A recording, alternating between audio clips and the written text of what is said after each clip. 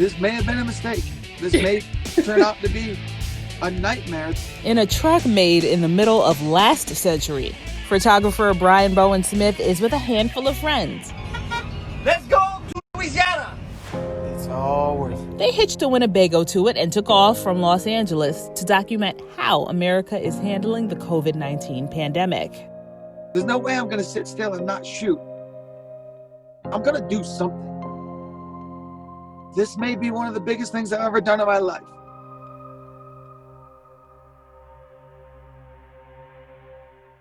We're actually hitting the road. I just wanted to personally thank you. You're beautiful.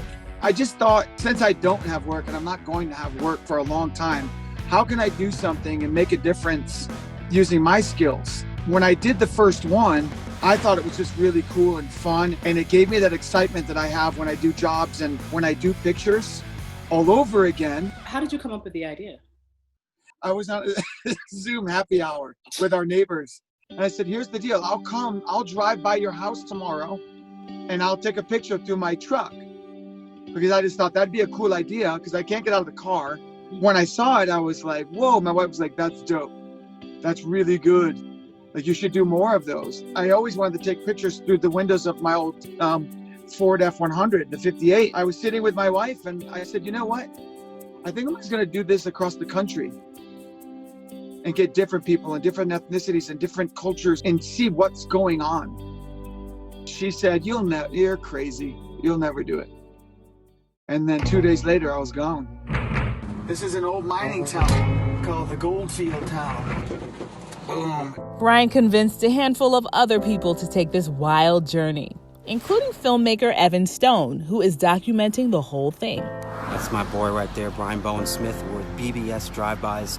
We're going across the country, doing a table book and a documentary. Brian's friend owns a Winnebago, and that's where they'll all stay.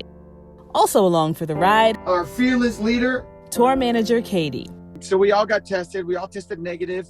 We packed up some masks and hit the road. We can't stay at hotels. We don't want to be around people.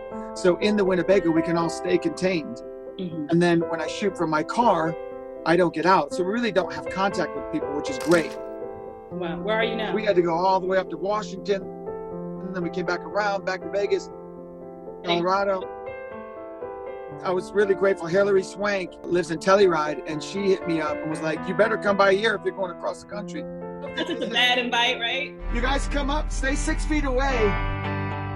It's so incredible what you're capturing. You're telling such a story that is going to be talked about forever. Brian is a professional photographer whose clients include Netflix, high-end fashion brands like Marc Jacobs, and celebrities like Gabrielle Union and Will Smith. No, there's no hair and makeup. There's nothing fancy. We do it the same way that I do everyone else. And like Reese Witherspoon told me, that puts everyone on the same playing field. Like, this is great. You know what I mean? And she's like, I love what you're doing and I want to help. It's not a celebrity thing. It's an everybody thing. Comment said that this is not the end, this is the beginning. I want to be able to do something that makes a difference and people remember that. I know you say obviously you're not getting paid to do this. How do you pay for this? Where's this money coming from? I've dipped into my savings. Wow. Yeah, and we've already broken down. Does anyone know where I can get a drive shaft for a 1958 Ford F-100? We've been on the road 7 days. We've been out of commission 6 times. We've had to replace the generator. We're good! Wow, yes! The truck fell off the trailer, the pin broke. How much money do you think you've spent so far? Thousands. Wow. Yeah, thousands, and between gas and food and repairs, equipment, daily things that are coming. And then we had to buy a whole brake system for the car because I towed Pearl on The name of your truck, Pearl, right? Yeah, that's Pearl. Woo, Pearl's back! Man, I gotta tell you, I'm so excited. I can't believe Uncle Joe, with the help of his wife Mary, got Pearl fixed. And then when I went to pay him, he wouldn't accept any money. There's something happening in this world that's good, my people.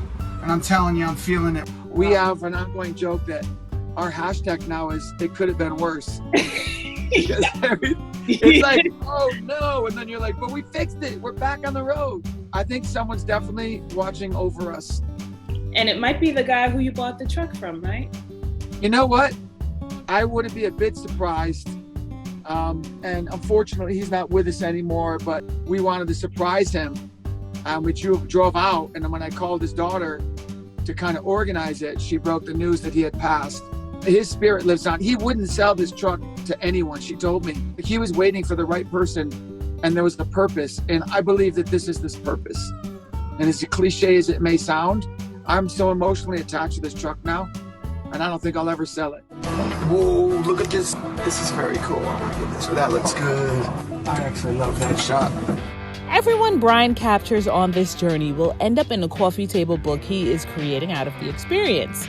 All of the proceeds will go directly to those in need who participated. The book's title will likely be the Instagram hashtag for the series, BBS Drive-Bys. And a lot of these people, like with the girl from Vegas, she says, I never thought that I'd be in a book, or let alone doing a photo shoot like this in my life. We're going to shoot a Native American woman in Albuquerque, New Mexico, who is headlining and taking care of all the tribes. We're number 3 in the country for COVID positive, and after New York and New Jersey. And just to give you the frame on that, we're 175,000 people in our tribe. She's getting stuff from trucks, making masks, because the government didn't send anything. Or like Chef Eduardo Garcia, whose story you'd have to see to believe. I love what you're doing with this whole series, man, so I wanted to fuel you on your way.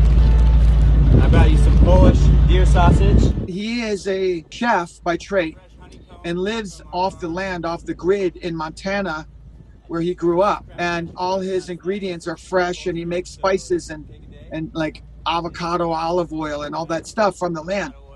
He was out hunting and came across this big metal can that looked like a trash can.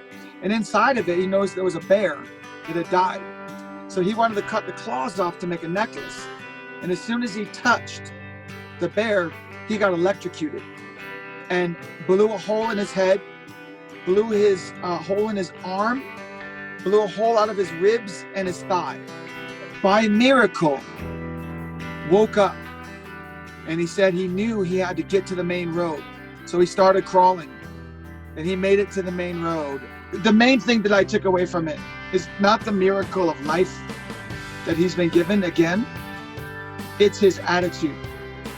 And it's like that helped me get my mind set and get my mind right for this mission that I'm on. It looks like this gnarly idea to drive across country in this old truck has turned out to be a series of little miracles and an energy exchange. Someone inspires him, he inspires someone else. So I'm looking at this like a reset button to, all right, let's just start over. And the best way to start over is when you get together and you all are going through the same thing. Rich, poor, white, black, brown. We need to come together, and now we need to be a planet. And I'm hoping that for humanity's sake, that's happening. Man, I gotta say, it's all worth it. There's nothing better in the world.